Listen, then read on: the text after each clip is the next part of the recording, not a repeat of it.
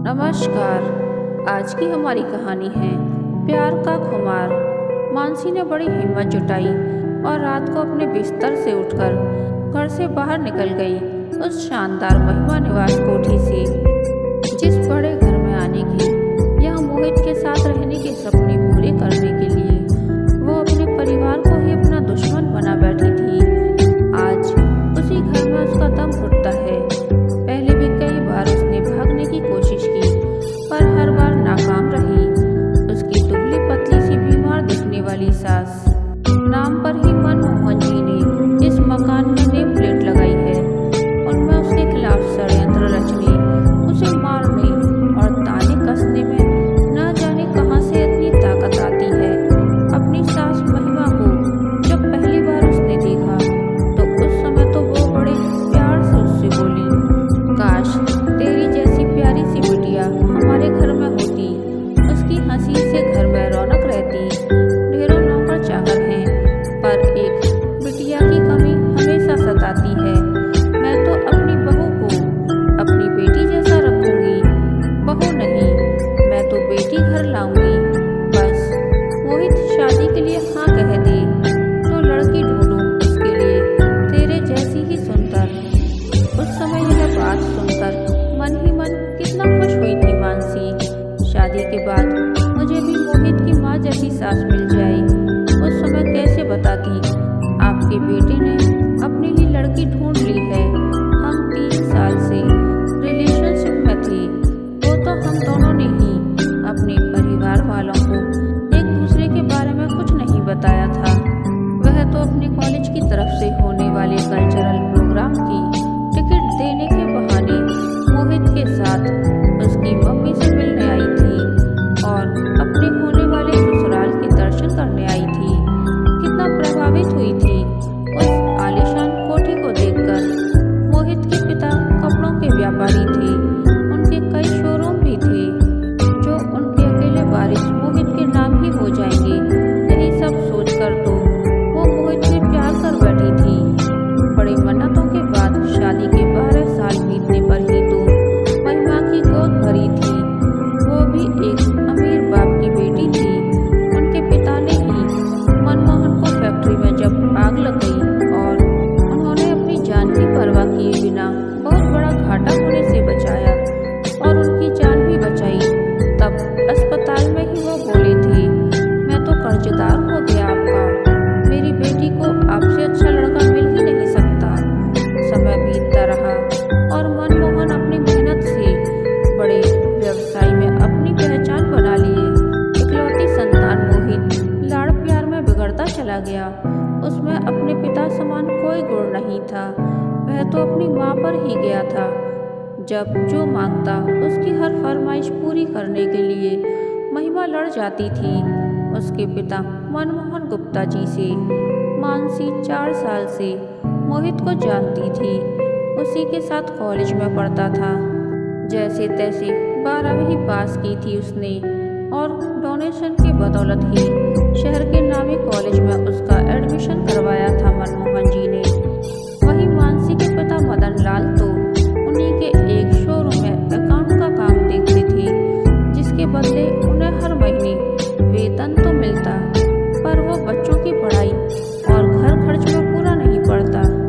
वो मनमोहन जी से कर्जा लेकर अपनी दोनों बेटी और बेटे को पढ़ा रहे थे। इस बात से मानसी भी अनभिज्ञ नहीं थी।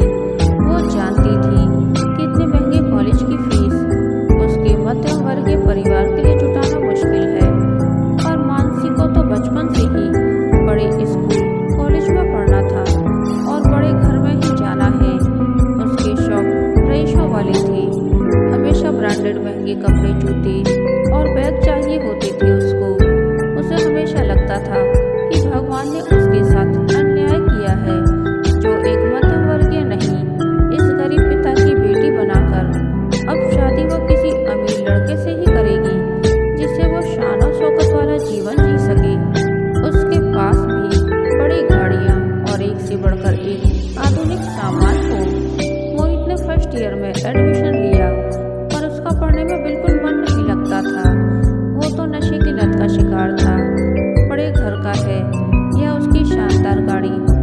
ब्रांडेड कपड़े चुगली करते थे। हाथ में आईफोन, गले में सोने की मोटी चेन और आंखों पर सुनहरे फ्रेम का चश्मा पहने मोहित किसी राजा महाराजा से कम नहीं समझता था खुद को। कॉलेज की सभी लड़कियां उसकी दीवानी बनी आगे पीछे मंडराती थी, पर वो किसी से बात नहीं करता, हमेशा एक अलग ही नशे में रहता। उसकी नशीली आंखों में या उसकी अमीरी में मानसी खो जाती थी। उसे लगता कि मोहित से शादी के बाद वो खूब ऐश से रहेगी।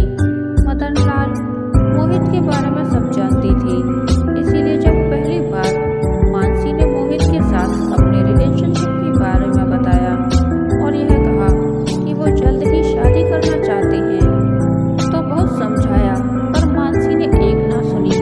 मैं खुद को खत्म कर लूंगी अगर मोहित से मेरी शादी नहीं हुई तो। हमेशा गरीबी में नहीं जीना है मुझे। बेटी, पैसा ही सब कुछ नहीं होता है। वो लड़का सही नहीं है, गलत धंधा करने वालों के साथ उसकी दोस्ती है। मुझे कुछ नहीं पता। हमने 3 महीने पहले कोर्ट मैरिज कर ली है। बस अब धूमधाम से शादी करवा दो, वरना अपनी बेटी का मरा मुंह देखोगे।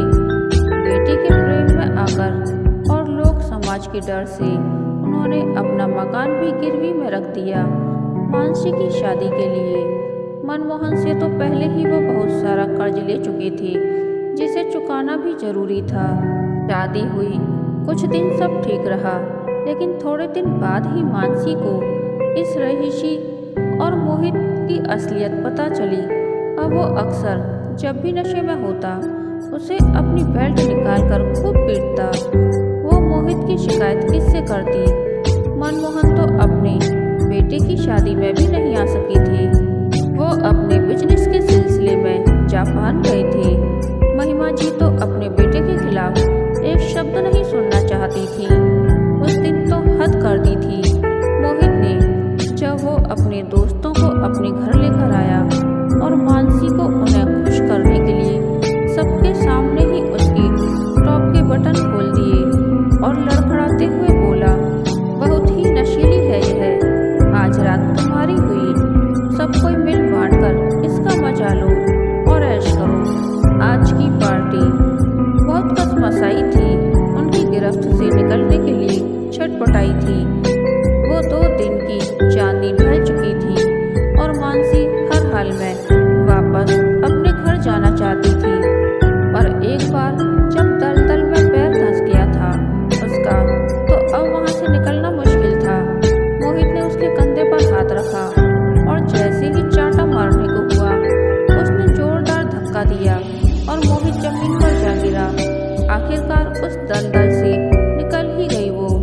अब अपने पैरों पर खड़ा होना है, अधूरी पढ़ाई पूरी करनी है और अपने पिता के गिरवी रखे घर को छुड़ाना है। यह संकल्प कर लिया। 2 साल बाद IAS की परीक्षा पास कर ली।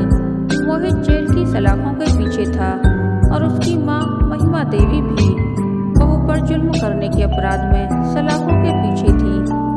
कहानी के अंत तक बने रहने के लिए धन्यवाद। यह कहानी आपको कैसी लगी प्लीज़ कमेंट करके बताइए।